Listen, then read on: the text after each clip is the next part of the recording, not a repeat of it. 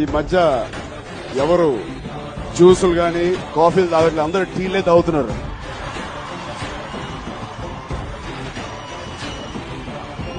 మనస్ఫూర్తిగా ఈ చిన్న టీ కప్పు ఏదో ఒక పెద్ద పని ఏదో సృష్టిస్తుందని మనస్ఫూర్తిగా మనసుతో ఆయన్ని, మా బాబాయిని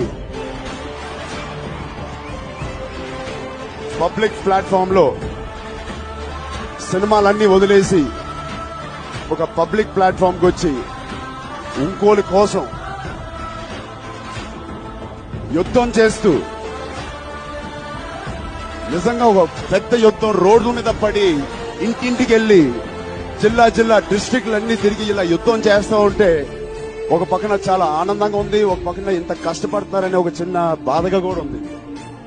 బట్